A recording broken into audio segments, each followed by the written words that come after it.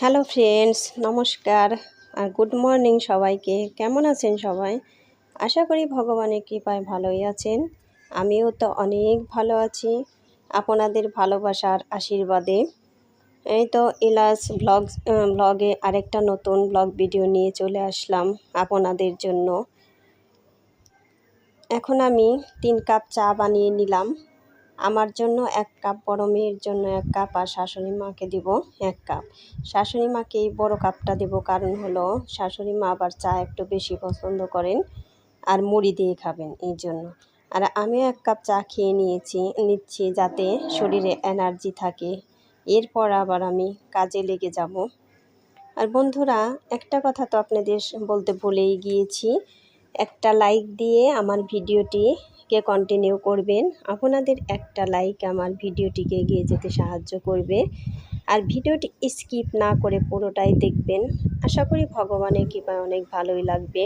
এই তো এখানে আমি বেডটা চেঞ্জ করে নিব, কারণ হলো এমনিতেও বেডটা ময়লা হয়েছে।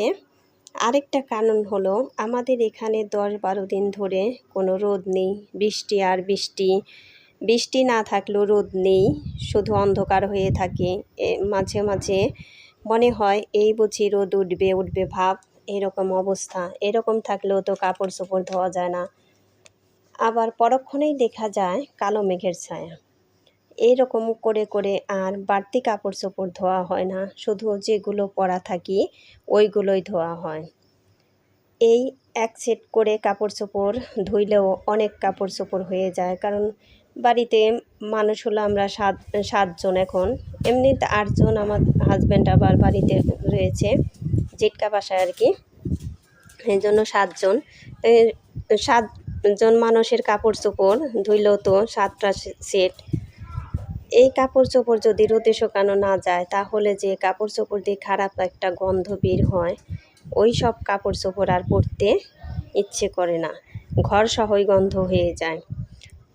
এই তো এই যে ঘর, বেড, বিছানা দিয়ে একদম গন্ধ গন্ধ হচ্ছে। এই জন্য ভাবলাম যে রোদ না উঠলেও আজকে উঠাবই। যাই হোক, গল্প করতে করতে তো আমার অনেকটাই কাজ হয়ে গেল। আর আমি কিন্তু এই সব কাজ করার আগে, চা খাওয়ার আগে সকালের ব্রেকফাস্টও করে নিয়েছি, বাট দুপুরের রান্নাটাও সেরে ফেলেছি। কারণ সকালে ব্রেকফাস্ট করে না নিলে শুধু তো আমার একার পেট না, বাসায় তো অনেক মানুষ আছে, সবারই পেট, তাদের পেটেও তো দিতে হবে।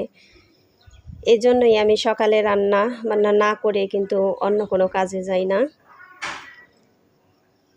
এই তো এই যে বেডটাও ঝাড়ু দেওয়া হয়ে গিয়েছে। আর এই পাশে যে মশারিটা দেখলেন, ওই মশারিটাও কিন্তু আজকে আমি খুলবো না, কারণ মশারি শুকায় তাড়াতাড়ি, তা ঠিক আছে, কিন্তু একটু রোদে শুকাতে না পারলে মশারি দিয়েও গন্ধ হবে, কারণ মশারিটা তো আমাদের শরীরের উপরেই থাকবে।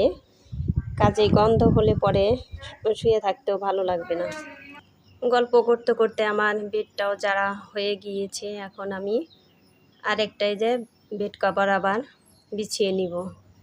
বেড কভার এক সাইডে থেকে পেতে গেলে কিন্তু ঠিক মতো হয়, ওই যে দাঁড় সহ সোজা করে পেতে গেলে কিন্তু অনেক সুন্দরভাবে বেড কভারটা পেতে নেওয়া যায়, আর অন্য কোনো লোকের দরকার হয় না।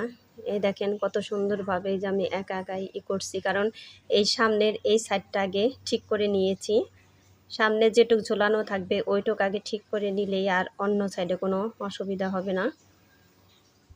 এই তো আমার এই যে সব সাইডে কিন্তু প্রায় হয়ে গিয়েছে। আর এই বেড কভারটাও কিন্তু অনেক সুন্দর দেখা যায়। আমার মোবাইলের ক্যামেরাটা বেশি ভালো না, এর জন্যে বেশি চকচকা দেখা যায় না। আমার ভিডিওটি ভালো লাগলে একটা সাবস্ক্রাইব করে পাশে থাকা বেল আইকনে ক্লিক করে দিবেন, তাই নোটিফিকেশন চলে যাবে সবার আগে আপনার কাছে। আর এই মুহূর্তে যারা যারা আমার চ্যানেলটা সাবস্ক্রাইব করে রেখেছেন তাদেরকে অসংখ্য অসংখ্য ধন্যবাদ। আর আমার ভিডিওটি ভালো লাগলে বন্ধুদের মাঝে শেয়ার করে দিবেন। এটাই যে আমি এখন বালিশের কভারও লাগিয়ে নিব। আর এইখানে তো আমি থাকি না, 1 মাস এইখানে থাকি, আর জিটকার বাসায় থাকি 1 মাস।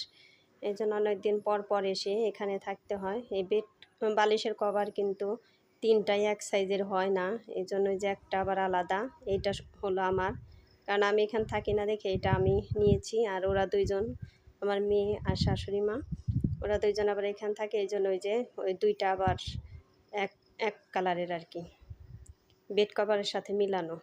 এই তো কোল বালিশের কাভার, এখন কাভারটা লাগিয়ে নিব। এই যে এটা হলো বড় মেয়ে, ও আমার সাথে গল্প করতেছে। এই তো বেড কভার গুছাইতে গুছাই কিন্তু একদম আমার গরমে ঘেমে গিয়েছি। বৃষ্টি বৃষ্টি ভাব হলেও কিন্তু অনেকটাই গরম। এটা আমি ওকে বলতে লাগছিলাম একটু বন্ধুদের হাই করে দাও, তারপরে ওই যে পরে একটু দিল। এখন আমি নিচে একটু ঝাড়ু দিয়ে নিব, কারণ পরে আবার খালা এসে সব রুম টুম ভালো করে ঝাড়া দিয়ে তারপরে মুছে নিবে। এই জন্য শুধু আমি এইটুকু রুমে যে খাটে থেকে যে ময়লাগুলো পড়ছে ওইগুলোই ঝাড়ু দিয়ে নিব। একটু পরেই খালা এসে সব কিছুই পরিষ্কার করবে। এই তো আমার রুম ঝাড়ু দেওয়া শেষ, এখন এর মধ্যে কিন্তু স্নান টান করে নিয়েছি। আর এখন আমি রান্না করতেছি রাতে আজকে হলো বৃহস্পতিবারের রান্না, নিরামিষ রান্না করব। এই যে লাউ পাতা দিয়ে, লাউ পাতা আছে 3-4টা, কচু পাতা দিছি, আর হলো আলু, মিষ্টি আলু, ধুন্দুল, মূলা, ডাটা, এই সব কিছু দিয়ে এই নিরামিষটা রান্না করব। আগে আমি এই শাকগুলো ভালো করে সিদ্ধ করে নিব একটু লবণ দিয়ে, আর বেশি করে কাঁচামরিচ দিয়ে দিয়েছি, আর কয়টা ওই যে কালার ডাল দিয়ে দিলাম। এভাবে এখন ঢেকে তারপর আমি সিদ্ধ করে নিব ভালো করে। আর এই নিরামিষটা যে এত সুস্বাদু হয়, ওই ঢাকনা দিয়ে ঢেকে দিলাম। এখন হাই ফ্লেমে আমি জালটা দিয়ে নিব। আর এই যে দুপুরে রান্না ডাল একটু গরম করে নিব। আর এই নিরামিষ কারা কারা খেয়েছেন তারা আমাকে কমেন্ট করে জানাবেন। এই নিরামিষটা তো খুবই স্বাদ লাগে। আর এই যে এইদিকে এই যে কচুর ডাইগে এগুলো বানিয়ে রেখেছেন মা সকালের জন্য।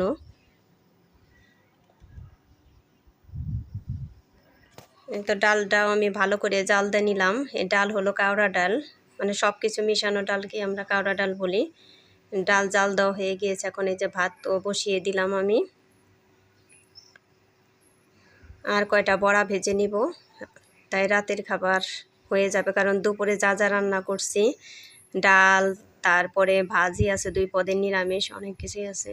ওই যে আমার দেখেন এই নিরামিষের পাতাগুলো সিদ্ধ করা হয়ে গিয়েছে। ভাবছিলাম সিদ্ধ হয়ে গিয়েছে, নরম হয়ে গিয়েছে, তা দেখি নরম ভালো হয়ে সারে নাই। কারণ ভালো নরম না হলেও টেস্ট হবে না, এই জন্য আবার ঢাকনা দিয়ে ঢেকে আবার একটু জাল দিয়ে নিব। এই তো জাল দিয়ে নিলাম, তারপরে পরে আবার কাঠি দিয়ে ঘুটা দিয়ে নিব। এই যে এখানে আবার এই যে বাইরে সবজি টবজি ছিল ওইগুলো ফ্রিজে রেখে দিলাম। ওই দেখেন ফ্রিজ একদম ভর্তি। বর্দা তো বাজারে যা পাইবো সব কিছুই মানে নতুন নতুন জিনিস নিয়ে আনবে, আর ফ্রিজে জায়গা আছে কি না আছে সেটা দেখবে না। এই যে এখন কাঠি দিয়ে আমি ভালো করে ঘোটা দিয়ে নিব, গোটা দিয়ে একদম গালিয়ে ফেলবো। ওদিকে আবার ভাতও আমার উতরিয়ে গিয়েছে, ওই দেখেন একদম গলে গিয়েছে। এরপর আবার আমি সোমবারটা দিয়ে নিব। এভাবে নিরামিষ আপনারা খেয়ে দেখবেন, ওই যে মিষ্টি লাউয়ের পাতা দিয়ে, আর সাথে 2-3টা কচু পাতা দিতে হবে।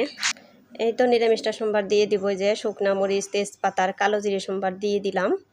আর কিছুটা ওই যে কালার ডাল আবার দিয়ে দিব। এই সোমবারে কালার ডাল দিলে তো সেন্টটা খুবই ভালো আসে। একটু ভেজে নিব, ভেজে নিলে সেন্টটা খুব ভালো আসবে। তারপর নিরামিষ এখন ঢেলে দিচ্ছি। এই নিরামিষটা খুবই ভালো লাগে, রান্না করার পর তো সবারই এই নিরামিষ দিয়েই ভালো লেগেছিল, অন্য কিছু আর পরে খায় না। আর সাথে লেবু লাগবে, লেবু হলে পারে তো খুবই টেস্ট। আমার ভাত হয়ে গিয়েছে, এখন ভাত নামিয়ে নিব। আর নিরামিষ হলে পরে বড়াগুলো ভেজে নেব। এই যে আর একটু গোটা দিয়ে নিচ্ছি, একদমই মিশে গিয়েছে। এখন এই যে বড়া ভাজবো আমি আটা দিয়ে, আটার বড়াই সবাই পছন্দ করে, আটা দিয়ে মানে এই যে পাতা দিয়ে আর কি। এর মধ্যে বেসন, চালের গুঁড়ো আমি দিব না। এই তো মশলাগুলো দিয়ে ভালো করে এগুলো মেখে নিব। পুঁই শাকের পাতা আর হলো মিষ্টি আলুর পাতা, এগুলো দিয়ে আজকে বড়াগুলো ভাজবো। পাতার বড়া আমাদের বাড়ির সবাই পছন্দ করে খুব, একদমই মুচমুচে হয় এজন্য। আর আমি যে এটা বেটারটা গলিয়ে নিব খুব এভাবে, মানে একদমই পাতলা করব না। ওই যে সাথে কয়েকটা কালো জিরেও দিয়ে দিয়েছি। এখন এগুলো ভালো করে মিশিয়ে নিব, তারপর বড়াগুলো ভালো করে ভেজে নিব। আর বন্ধুরা, আমার এই ভিডিওটা কেমন লাগছে তারা আমাকে লাইক কমেন্ট শেয়ার করবেন। এটাই যে বড়াগুলো আমি ভেজে নিচ্ছি, এই বড়াগুলো কিন্তু খুবই মুচমুচে হয় আর খুবই টেস্ট হয়। এই পাতার বড়া কে কে খেয়েছেন তারা আমাকে কমেন্ট করে জানাবেন। একদমই সুন্দর বড়া। মাঝখানে আবার আমি শাপলার বড়া ভেজে নিয়েছিলাম, 4টা শাপলা ফুলের বড়া, শাপলা ফুল ছিল। ওই শাপলা ফুলের বড়াও একদমই এত সুন্দর হয়, ফুলে একদম টোপা টোপা হয়েছিল। আর এই যে বড়া ভাজা প্রায় শেষ। আর সবাই ভালো থাকবেন, সুস্থ থাকবেন এই কামনা করে আমার ভিডিওটি শেষ করলাম। আর একটি ভিডিওর অপেক্ষায়